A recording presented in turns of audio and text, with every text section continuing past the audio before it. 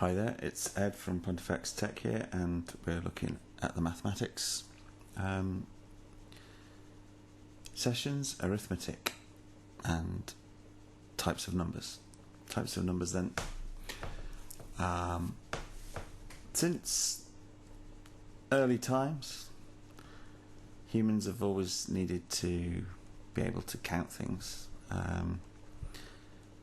So most humans are comfortable with looking at small groups of things, so they can see that this is 5, this is 3, and this is a group of 2 things, whatever they may be, apples for the sake of argument.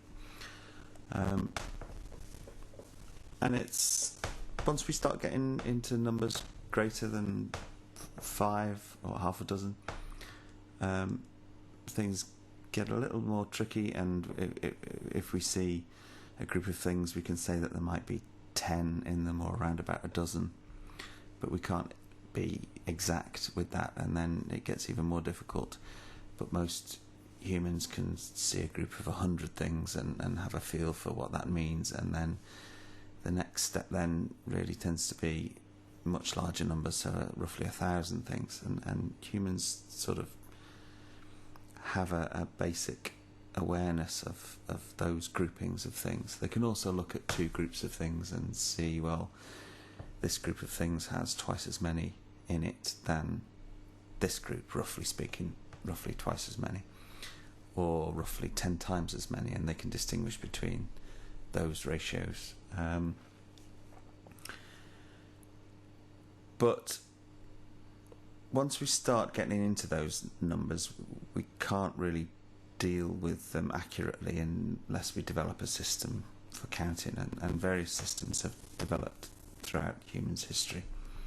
The one that we use pretty universally today is a decimal system based on the numerals, which most people will be familiar. So 5, 3, 1, 2. That's just there are 2 things there, in case you're wondering. So 5 things, 3 things, 2 things, and we represent them by modern numerals, which are developed from an Arabic tradition of digits. There have been other traditions. Most people will be aware that 5 in Roman numerals is a V. Roman numerals for 3 is III. For 2 it's II. But the modern numerals or digits have been adopted because of their ease of manipulation when it comes to perform functions with those numbers. When we come to write them down and work on them, it's easier to use. If you can imagine what long division and long multiplication were like with Roman numerals, then I'm not going to show you, but it's a lot easier with modern numerals. As I say, they're based on the digits are based on the 10 physical digits that ordinarily humans have on their pair of hands, so the digits being thumbs and fingers, base 10. So it has become convenient to represent them on a number line, which we divide up into equal divisions. Excuse my unequal divisions, but if you imagine that these are equal divisions, and conventionally the number line runs from left to right, and the groupings of numbers are represented by points on this line, and the further right we get along the number line, the more things there are in the group that these points represent. So each of these points is assigned one of the numerals. So this group of things here, this group of 5 things, is represented here at this point on the number line.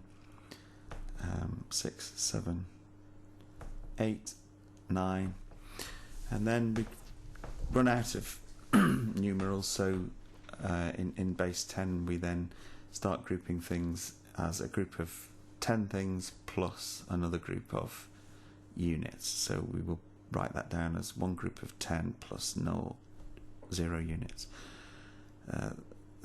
10, 11 will become one group of 10 plus 1 unit, one group of 10 plus 2 units, one group of 10 plus 3 units are the numbers 10, 11, 12, 13, and that continues as far as we like up to positive infinity. So all these numbers then represent things which we're going to refer to, if you imagine them in things in nature, in their natural state. So if these are apples in their natural state, it's not until you cut them in half or in quarters that you have to start dealing with fractions. But apples in their natural state, if you like, are whole. So they're also positive. It's not really possible to have in your possession minus 3 apples, or to put minus 3 apples on the table. It's an abstract concept that's useful, and we'll come on to talk about it, but in the natural state you can't have negative numbers and natural numbers as they've come to be known as. If my pen works, sorry. So natural numbers then are the whole numbers, positive numbers, and you will see them referred to also as whole numbers. Whole numbers includes this point on the number line, which is referred to as 0, which represents the absence of things. That as a concept came quite late in the day in terms of mathematics and philosophy, and it wasn't until the concept of 0 became generally accepted by mathematicians and philosophers that mathematics then took on in leaps and bounds by assigning this point on the number line as 0. It wasn't until fairly late on in human history that occurred. In some textbooks you will see natural numbers as including 0, and in some you won't. So in some mathematics textbooks natural numbers are 1 to infinity, and in others 0 to infinity. If you do look at mathematics textbooks, you will come across this symbol, an n with a double struck diagonal bar, and sometimes you will see n0 referred to as the group of natural numbers that includes 0, subscript 0. So that's natural, and whole numbers then being the whole numbers from 0 to infinity. No fractions, no negatives.